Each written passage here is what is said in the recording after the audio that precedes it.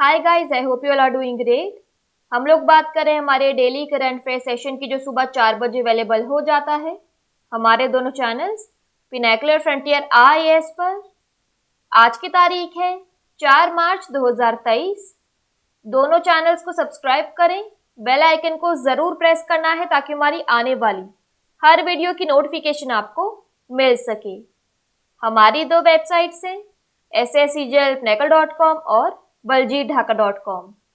साथ ही साथ for daily videos, PDF and monthly magazine आप हमारे टेलीग्राम हैंडल्स फ्रंटियर आईएएस और एसएस जलपनेकल ऑनलाइन को ज्वाइन जरूर करें। स्टार्ट करेंगे प्रीवियस क्विज के साथ। मैंने आपसे पहला क्वेश्चन पूछा था, एक नए युग की शुरुआत को चिन्हित करने के लिए किस कंपनी ने अपना लोगो अपडेट किया है? करेक्ट आंसर था नोकिया। और दूसरा क्वेश्चन पूछा था, पेप्सिको इंडिया का ब्रांड एम्बेसडर किसे नियुक्त किया गया है? करेक्ट आंसर था रणवीर सिंह। स्टार्ट करेंगे। फर्स्ट क्वेश्चन है, किस देश का विश्वविद्यालय गिफ्ट सिटी में परिसर स्थापित करेगा? करेक्ट आंसर है ऑस्ट्रेलिया। डिटेल्स देख लो। तो भारत में परिसर स्थापित करने वाला पहला विदेशी विश्वविद्यालय ऑस्ट्रेलिया का डीकीन विश्वविद्यालय होगा। स्वायत्त परिसर गुजरात अंतरराष्ट्रीय वित्तीय टेक सिटी गिफ्ट में बनाया जाएगा। क्यूएस वर्ल्ड यूनिवर्सिटी रैंकिंग के अनुसार डीकीन यूनिवर्सिटी कुल मिलाकर 266वें स्थान पर है। यह दुनिया के शीर्ष 50 नए विश्वविद्यालयों में से एक है।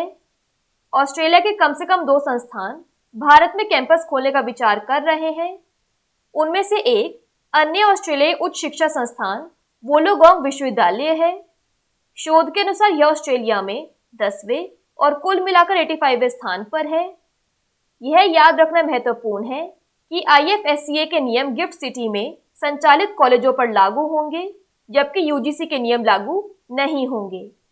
बात करें यहाँ पर ऑस्ट्रेलिया की, तो इसकी कैपिटल है Canberra, currency Australian dollar.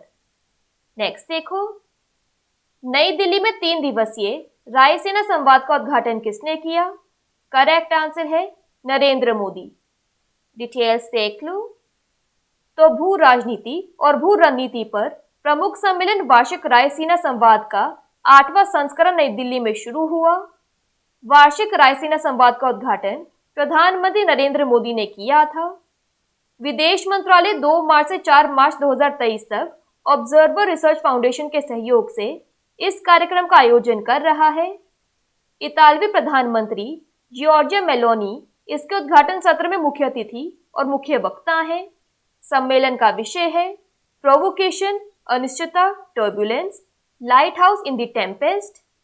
Raisina dialogue 2023 में मंत्रियों, सैन्य कमांडरों, औद्योगिक कप्तानों, प्रौद्योगिकी नेताओं, सामरिक मामलों के विद्वानों और प्रमुख थिंक टैंकों और युवाओं के विशेषज्ञों सहित 100 से अधिक देशों के प्रतिनिधियों की भागीदारी देखी गई है। यहाँ तस्वीर में देख लीजिए। नेक्स्ट क्वेश्चन है, प्रेस सूचना ब्यूरो पीआईबी के प्रधान महानिदेशक के रूप में किसे नियुक्त किया गया है? करेक्ट आंसर है राजेश मल्होत्रा। डिटेल्स देख लो। तो सूचना और प्रसारण मंत्रालय के अनुसार वरिष्ठ भारतीय सूचना सेवा अधिकारी राजेश मल्होत्रा को प्रेस सूचना ब्यूरो के प्रधान महानिदेशक के रूप में नियुक्त किया गया है। वह भारत सरकार के प्रमुख प्रवक्ता होंगे। वह सत्येंद्र प्रकाश का स्थान लेंगे, जिन्होंने अगस्त 2022 में पीआईबी के प्रधान महानिदेशक के रूप में कार्यभार संभाला था। 1989 बैच के अधिकारी राजेश मल्होत्रा वित्त मंत्रालय में जनवरी 2018 से कार्यरत थे। महत्वपूर्ण कोविड-19 महामारी के दौरान उन्होंने सरकार द्वारा घोषित विभिन्न आत्मनिर्भर भारत पैकेजों के साथ वित्त मंत्रालय में मीडिया और संचार नीति को प्रभावी ढंग से संचालित किया। यहां उन्हें तस्वीर में देख लीजिए। नेक्स्ट क्वेश्चन है, किस देश को जीएसएमए गवर्नमेंट लीडरशिप अवार्ड 2023 प्राप्त हुआ है? करेक्ट आंसर है भारत। डिटेल्स देख लो। तो भारत ने जीएसएमए के मोबाइल वर्ल्ड कांग्रेस 2023 में जीएसएमए गवर्नमेंट लीडरशिप अवार्ड 2023 प्राप्त किया। जीएसएमए की फुल फॉर्म है ग्रुप स्पेशल मोबाइल एसोसिएशन। यह ब्रिटेन से है। जीएसएमए का मुख्य उद्देश्य दुनिया भर के मोबाइल ऑपरेटरों का प्रतिनिधित्व करना है। एमडब्ल्यूसी का आयोजन बार्सिलोना, स्पेन में किया गया था। जीएसएम एक संघ है जो मोबाइल ऑपरेटरों और वैश्विक मोबाइल उद्योग में प्रमुख हितधारकों को एक साथ लाता है। यह 750 से अधिक मोबाइल ऑपरेटरों और 400 कंपनियों का प्रतिनिधित्व करता है। जीएसएम में हर साल एक देश को मान्यता देता है। पुरस्कार ने दूरसंचार क्षेत्र के विकास में भारत सरकार के प्रयासों को मान्यता दी। यह मोबाइल कनेक्टिविटी को लक्षित करने वाली नियामक तंत्र नीतियों को भी मान्यता देता है।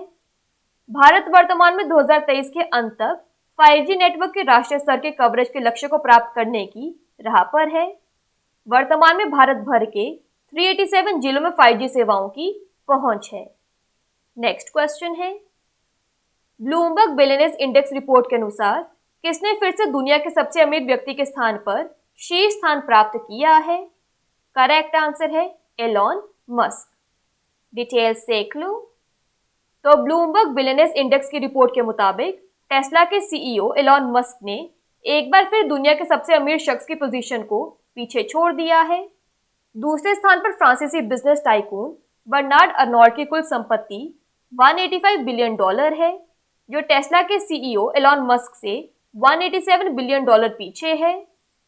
मस्क की कुल संपत्ति 2023 में $50 अरब तक पहुंच जाएगी और उस समय टेस्ला में उनकी 13% हिस्सेदारी होगी। अक्टूबर 2022 से बर्नार्ड अर्नोल्ट ने ब्लूमबर्ग बिलियनेयर्स इंडेक्स में शीर्ष स्थान हासिल किया था, जिसे उन्होंने 27 फरवरी तक आयोजित किया था। भले ही मस्क ने 2022 के बहुमत के लिए सूचकांक में शीर्ष स्थान हासिल किया, लेकिन उस साल अक्टूबर में ट्विटर खरीदने के बाद टेस्ला का शेयर गिरना शुरू हो गया। ट्विटर के अपने अधिग्रहण के लिए भुगतान करने के लिए मस्क को अरबों डॉलर के टेस्ला स्टॉक को बेचना पड़ा। नेक्स्ट देखो, किस अंतरिक्ष एजेंसी ने चंद्रमा मिशन के लिए अपने रॉकेट के क्रायोजेनिक इंजन का सफल परीक्षण किया है? करेक्ट आंसर है इसरो। डिटेल्स देख लो। तो भारतीय अंतरिक्ष अनुसंधान संगठन ने CE-20 क्रायोजेनिक इंजन के लिए उड़ान स्वीकृति गर्म परीक्षण सफलतापूर्वक पूरा कर लिया है, जो आगामी चंद्रयान 3 मिशन के लिए LVM-3 प्रक्षेपण यान के क्रायोजेनिक ऊपरी चरण को शक्ति प्रदान करेगा। परीक्षण महेंद्रगिरी, तमिलनाडु में इसरो प्रणोदन परिसर में किया गया था और परीक्षण के दौरान सभी प्रणोदन पैरामीटर संतोषजनक पाए गए थे। Cryogenic rocket engine cryogenic rocket ईंधन और ऑक्सीडाइजर का उपयोग करता है। क्रायोजेनिक का अर्थ है प्रक्रिया या उत्पाद को बहुत कम तापमान की आवश्यकता होती है। इसे संचालित करने के लिए गहरे हिमांक बिंदुओं की आवश्यकता होगी। CE-20 क्रायोजेनिक इंजन HAL द्वारा निर्मित और इसरो द्वारा डिजाइन किया गया था। यह एक तरल ईंधन इंजन है। हॉट टेस्ट यानी गर्म परीक्षण का मतलब है पहली बार उड़ान इकाई को जीवंत करने के लिए गर्म परीक्षण किया जाता है, मतलब इंजन पहली बार प्रज्वलित होता है। परीक्षण रॉकेट लॉन्च में प्रारंभिक चरण होता है। नेक्स्ट क्वेश्चन देखो, आपूर्ति श्रृंखला के लिए किस देश ने चिप 4 वार्ता शुरू की? करेक्ट आंसर है उपरोक्त सभी, यानी जापान, यूएस, दक्षिण कोरिया और ताइवान। डिटेल्स देख लो। तो जापान, संयुक्त राज्य अमेरिका, दक्षिण कोरिया और ताइवान से सेमीकंडक्टर्स की स्थिर आपूर्ति सुनिश्चित करने में मदद करने के लिए एक नए यूएस नेतृत्व वाले ढांचे के तहत वरिष्ठ अधिकारियों की पहली बैठक आयोजित की गई है। 4 अर्थव्यवस्थाओं में उद्योग संगठनों के अधिकारियों ने प्राकृतिक आपदाओं और अन्य आकस्मिकताओं के समय आपूर्ति श्रृंखला लचीलापन बनाए रखने के तरीकों पर चर्चा करने के लिए चिप 4 गठबंधन के आभासी सम्मेलन में भाग लिया। चीन को तकनीकी रूप से पछाड़ने के लिए बाइडेन प्रशासन ने मित्र शेयरिंग सेमीकंडक्टर्स पर जापान और दक्षिण कोरिया के साथ एक नया संवाद मंच शुरू किया, क्योंकि यह कंपनियों को यूएस चिप उद्योग को पुनर्जीवित करने के लिए पहले से स्वीकृत $50 बिलियन के हिस्से के लिए प्रतिस्पर्धा करने के लिए आमंत्रित करता है। संयुक्त राज्य अमेरिका, जापान और दक्षिण कोरिया के बीच आर्थिक सुरक्षा वार्ता की उद्घाटन बैठक होनोलुलु में शुरू की गई। नेक्स्ट क्वेश्चन है, जन औषधि सप्ताह कब मनाया जाता है? करेक्ट आंसर है 1 मार्च से 7 मार्च। डिटेल्स देख लो। तो केंद्र 1 मार्च से शुरू होने वाले एक सप्ताह के लिए जन औषधि दिवस को चिन्हित करता है। राष्ट्रव्यापी कार्यक्रम में अनुकूलित वाहन शामिल है। जो कई राज्यों में क्रूज करेंगे और 7 मार्च को राज्य सरकारें कार्यक्रमों में भाग लेंगी। सप्ताह के दौरान एक जन औषधि प्रतिज्ञा शुरू की जा रही है, जिसमें देश भर के 30 शहरों में 30 प्रतिज्ञा यात्रा निकाली जाएंगी। केंद्रीय स्वास्थ्य मंत्री ने हाल ही में घोषणा की थी कि प्रधानमंत्री भारतीय जन औषधि परियोजना के तहत 9082 जन औषधि केंद्र संचालित किए जा रहे हैं। दिसंबर 2023 तक संख्या बढ़ाकर 10,000 करने का लक्ष्य है। नेक्स्ट क्वेश्चन है, किस टीम ने 2023 में काराबाओ कप का खिताब जीता? करेक्ट आंसर है मैनचेस्टर यूनाइटेड। डिटेल्स देख लो। तो मैनचेस्टर यूनाइटेड ने वेम्बली में काराबाओ कप जीतने के लिए न्यूकैसल यूनाइटेड को 2-0 से हराकर अपने 6 साल के ट्रॉफी सूखे को समाप्त कर दिया। काराबाओ कप को EFL कप भी कहा जाता है। यह इंग्लैंड में खेले जाने वाली एक प्रमुख फुटबॉल ट्रॉफी है। 2023 में ट्रॉफी मैनचेस्टर यूनाइटेड ने जीती थी। लिवरपूल प्रतियोगिता में सबसे सफल क्लब है। टीम ने 9 से अधिक चैंपियनशिप जीती है। लास्ट क्वेश्चन है आज के सेशन के लिए, शून्य भेदभाव दिवस यानी जीरो डिस्क्रिमिनेशन डे कब मनाया जाता है? करेक्ट आंसर है 1 मार्च। डिटेल्स देख लो। तो शून्य भेदभाव दिवस 1 मार्च को हम सभी के पूर्ण और उत्पादक जीवन जीने के अधिकार का जश्न मनाते हैं। शून्य भेदभाव दिवस इस बात पर प्रकाश डालता है कि कैसे लोग समावेश, करुणा, शांति और सबसे बढ़कर परिवर्तन के लिए एक आंदोलन के बारे में सूचित हो सकते हैं और इसे बढ़ावा दे सकते हैं।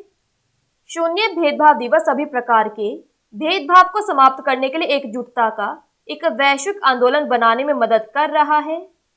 नस्ल, लिंग, सेक्सुअलिटी, आयु, धर्म, विकलांगता और अन्य कारकों के आधार पर भेदभाव मानव अधिकारों का उल्लंघन करता है और गरीबी और असमानता को कायम रखता है।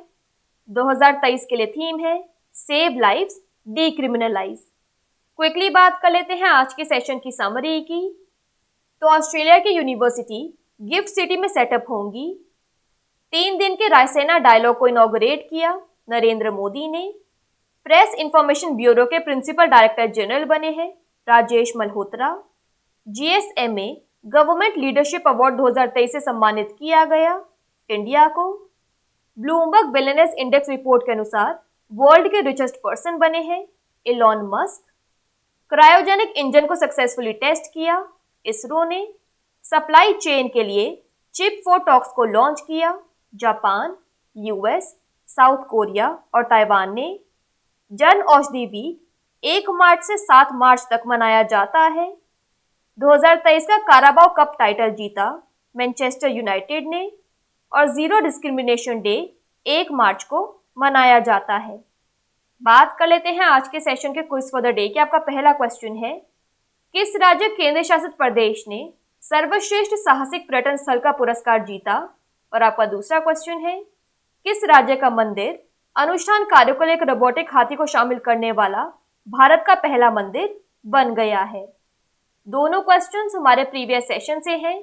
इनके आंसर नहीं आएगा तो उनको चेक कर लेना।